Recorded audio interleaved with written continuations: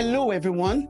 Welcome to Marksofaleader. Daniel Izimado here again, and thanks for joining me on this broadcast.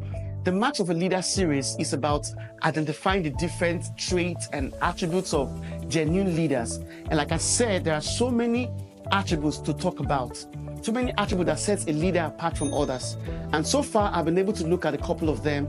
Now, if you're just joining me on this series, I would suggest you see the previous episode so you could follow the trail. Today, the third mark of a leader I'll be sharing with you is leaders develop themselves. Leaders develop themselves.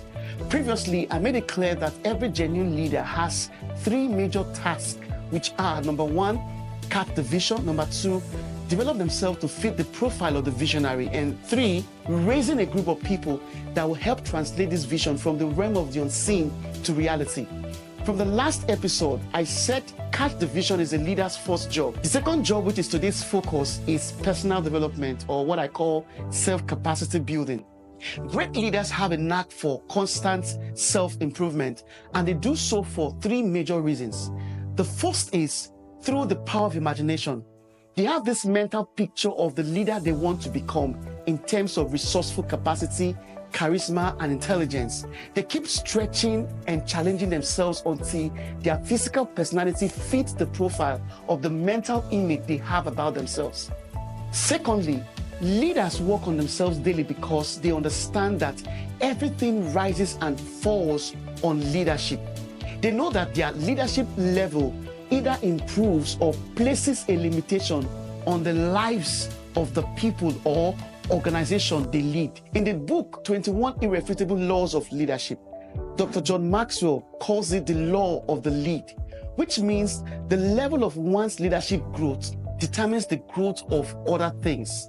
If a leader intentionally works on himself or herself to grow and develop some leadership muscles, this will have a positive effect on the team, company, family, relationships, and others.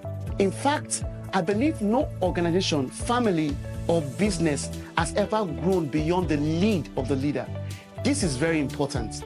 Thirdly, personal development process puts the leader in the lead at all times. Leaders also understand that for them to remain relevant in inspiring others, they will have to intentionally expose themselves to a daily personal growth process.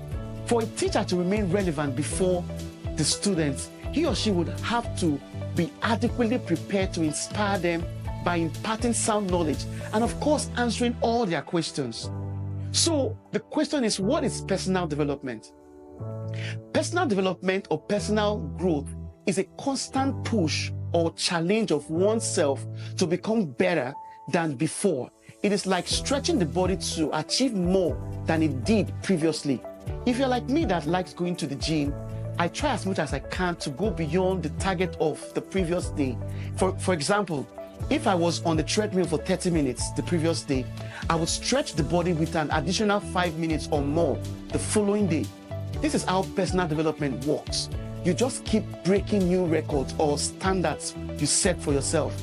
You keep pushing and challenging yourself to be better than you were before. And one of the keys required to succeed at personal development is what I refer to as personal discipline. I will talk more on this much later. The world is in need of leaders who will inspire role models in that small group, organization, community, or the nation.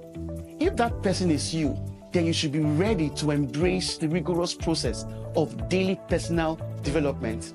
Thank you for watching this episode of Marksofaleader. For more leadership and mentorship tips, please subscribe to our YouTube channel and follow us on all our social media platforms as displayed on your screen. Don't forget, you must have a level of this content to feel the urge to want to grow. Success comes from the inside out. In order to change what is on the outside, you must first change what is on the inside. See you soon.